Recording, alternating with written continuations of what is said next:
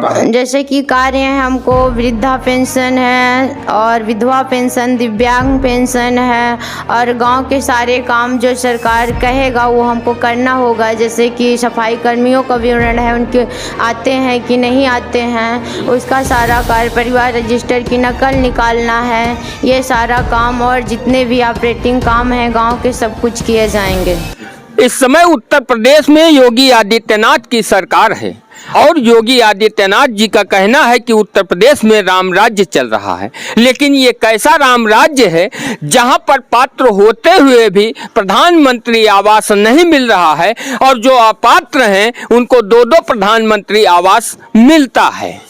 नमस्कार, स्वागत है आपका द न्यूज़ सागर में और मैं हूं सुशील मिश्रा।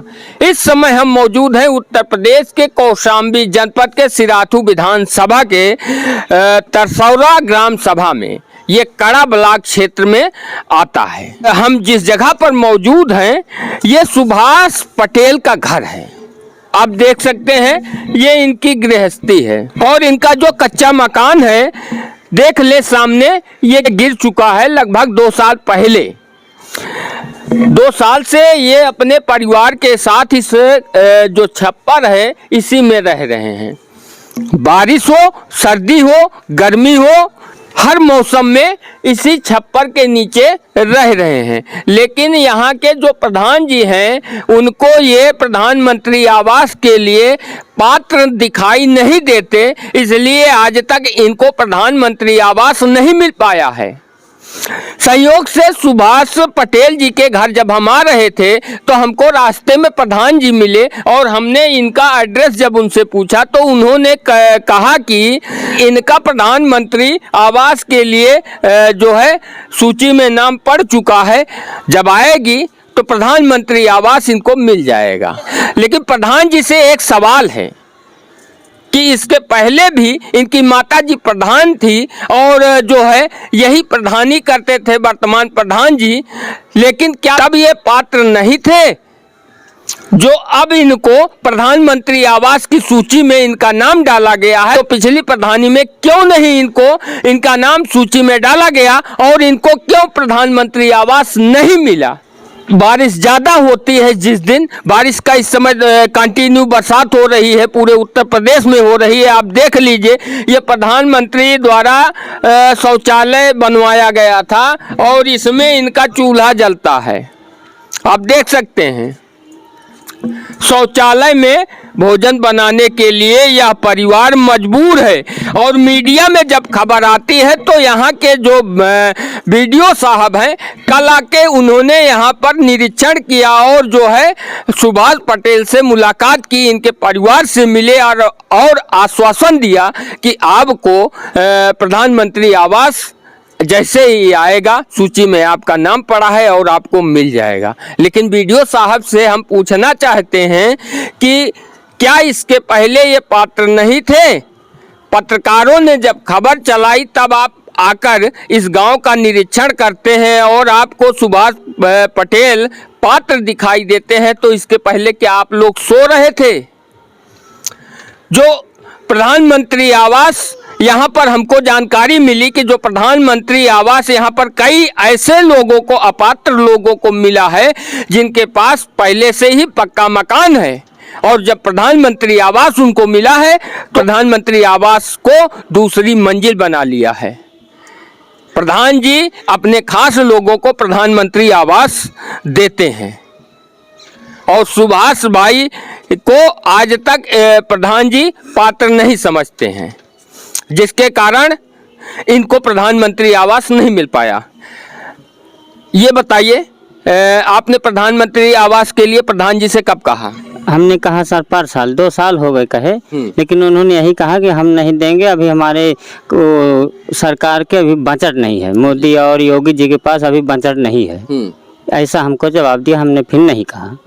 हमको लगता है इस गांव के प्रधान जी ही जो मोदी जी का बजट और योगी जी का बजट प्रधान जी बनाते हैं और इनको जब पता चलेगा या जब उनको लगेगा कि अब बजट ज़्यादा हो गया है, सुभाष को भी आवास मिल जाना चाहिए, तो शायद इनको आवास मिल जाए। और आपका क्या नाम है? इधर आए। क्या नाम है?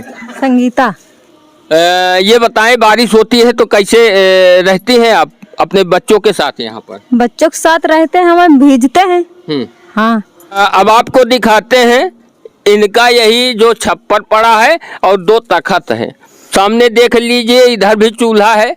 अब जैसे मौसम रहता है उसी हिसाब से इनका भोजन पकता है, आप देख सकते हैं। इसी में इनका गुजारा होता है। और यहाँ के प्रधान जी को ये पात्र व्यक्ति दिखाई नहीं देते कि इनको प्रधानमंत्री आवास मिलना चाहिए। और ये समस्या किसी एक सुभाष की नहीं है। हिंदुस्तान में रहने वाले ऐसे लाखों सुभाष पड़े होंगे जो पात्र होते हुए भी प्रधानमंत्री आवास इनको नहीं मिल पाता।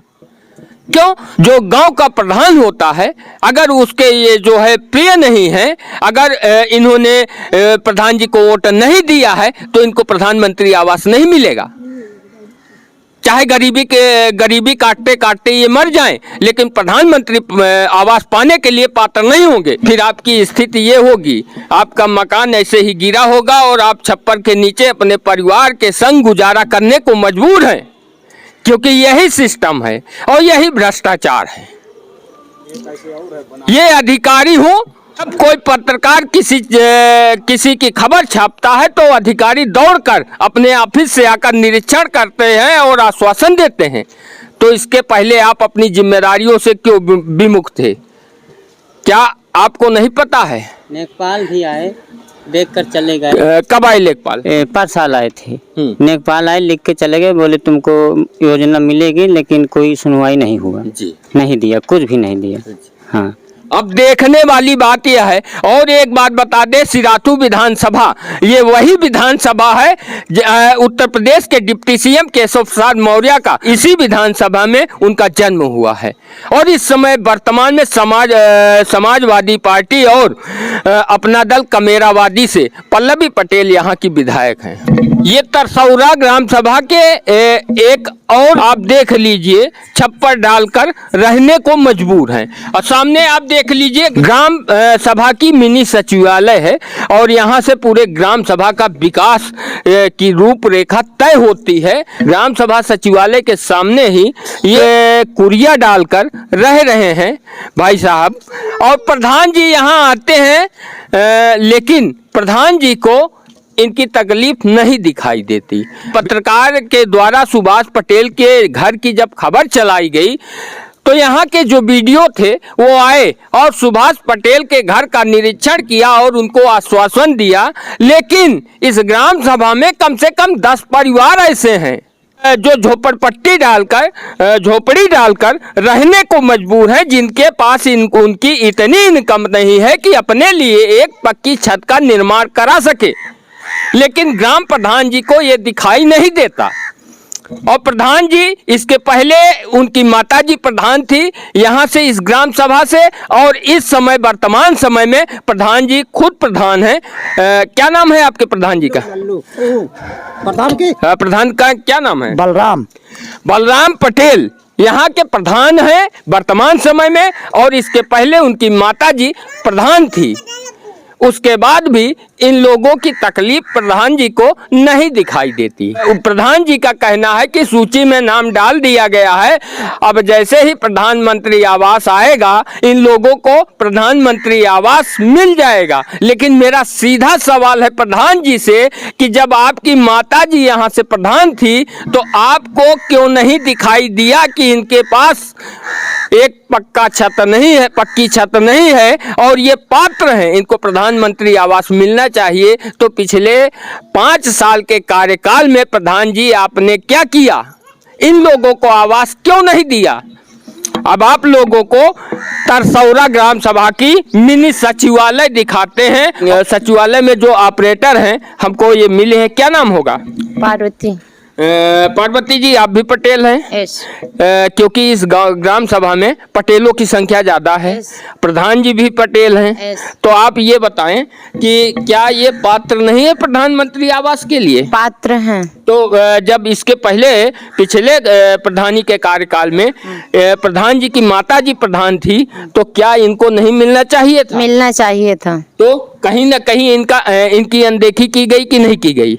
की गई है। हाँ की गई है जी। तो चलिए थोड़ा सा हमें दिखाइए कि आप किस तरह से ग्राम के विकास की योजना बनाती हैं और किस तरह से जो है ग्राम सभा के कार्यों को जो है ऑपरेट करती हैं, हम देखना चाहेंगे और जानना चाहेंगे। आप यहाँ पर आपकी ड्यूटी कितने बजे से कितने बजे तक है? हमारी ड्यूटी है 10 बजे से 5 बजे तक के। जी। और आप देख सकते हैं ये सीसीटीवी कैमरा लगा है, स्क्रीन दिखाई दे रहा है। यहाँ से आपको ये पूरे सचिवालय को देखा जा सकता है, निरीक्षण किया जा सकता है, कौन आ रहा है कौन जा रहा है। तो वेतन आपका कितना है? 6000 मंथली मिल जाता है? हाँ, कभी 3 महीने कभी 4 महीने, अब 4 महीने हो गया अभी नहीं आया। आपका अच्छा जो कार्य है वो किस तरह से है, क्या क्या करना पड़ता है? जैसे कि कार्य है, हमको वृद्धा पेंशन है और विधवा पेंशन, दिव्यांग पेंशन है और गांव के सारे काम जो सरकार कहेगा वो हमको करना होगा। जैसे कि सफाई कर्मियों का विवरण है, उनके आते हैं कि नहीं आते हैं, उसका सारा कार्य, परिवार रजिस्टर की नकल निकालना है, ये सारा काम और जितने भी ऑपरेटिंग काम हैं गांव के सब कुछ किए जाएंगे। सरकार इतनी ज्यादा ग्राम सभाओं को सुविधा दे रही है, अगर ईमानदारी से सारी सुविधाएं ग्राम सभा में लागू हो जाएं तो विश्वास करिए किसी भी ग्राम सभा के व्यक्ति को बाहर नहीं जाना पड़ेगा, सारी चीजें यहीं से हो जाएगी। बशर्ते ग्राम सभा में ये सुविधाएं सरकार तो दे रही है लेकिन प्रधान जी को लागू करना है। क्या हमने सही कहा? यस। तो आप लोग सोच सकते हैं कि सरकारें कितनी सुविधाएं दे रही हैं, लेकिन जो प्रधान होते हैं जिनके ऊपर पूरे ग्राम सभा की जिम्मेदारी होती है, वही अगर अपना काम ईमानदारी से नहीं करेंगे तो विकास किस तरह से होगा? सरकार विकास का पैसा ग्राम सभा में तो भेजती है लेकिन ग्राम प्रधान जो नियुक्त होते हैं उनका काम है कि उस पैसे का किस तरह से विकास होना चाहिए, किस पात्र व्यक्ति को उसका लाभ मिलना चाहिए या फिर अपात्र को मिलना चाहिए। ये प्रधान जी के ऊपर डिपेंड होता है और सेक्रेटरी के ऊपर डिपेंड होता है। सारा खेल जो है प्रधान जी और सेक्रेटरी के जिम्मे होता है। अगर उनसे सवाल पूछा जाता है तो सारा ठीकरा बता देते हैं कि ये तो कंप्यूटराइज्ड है, जबकि ये हकीकत नहीं है। अगर सत्यता ये होती तो मान के चलिए कि जो अपात्र हैं उनको आवास नहीं मिलना चाहिए था, लेकिन मिला। क्या कहना चाहती हैं? बस नाम बताइए। विमला देवी। ये बताइए कि आपको आवास मिला? नहीं मिला। बच्चे कितने हैं? 5 लोग हैं जी। ये देख सकते हैं, हम वीडियो बना रहे थे, ये भी आ गई, पड़ोस में है। अब इनका घर भी दिखा देते हैं क्योंकि जब आ ही गई हैं। ग्राम प्रधान जी किस तरह का विकास कर रहे हैं ये सोचने वाली बात है। यहाँ पर लगभग सभी लोगों की स्थिति बड़ी दयनीय है और प्रधान जी विकास का दावा करते हैं। आखिर किस तरह से विकास हुआ है देख सकते हैं। अब विमला देवी है आपका नाम, देख लीजिए ये बिमला पटेल का मकान है। कैमरामैन से कहेंगे पूरा एक बार झोपड़ी के अंदर का दिखाने का प्रयास करें कि किस तरह से यहाँ पर बिमला पटेल अपने परिवार और अपने पति के साथ रह रही हैं। किसी एक ग्राम सभा की कहानी नहीं है, अगर आप देखेंगे तो पूरे हिंदुस्तान के ग्राम सभाओं की कहानी है। बहुत कम ऐसे ग्राम सभा होंगे जहाँ पात्र लोगों को आवास मिला होगा, नहीं तो यही स्थिति हर जगह है। और दावा चाहे जितना हो, लेकिन जमीनी हकीकत यही है कि जो विकास है वो केवल कागजों में होता है और जमीन पर हुआ होता तो इस तरह से लोग सामने ना आते।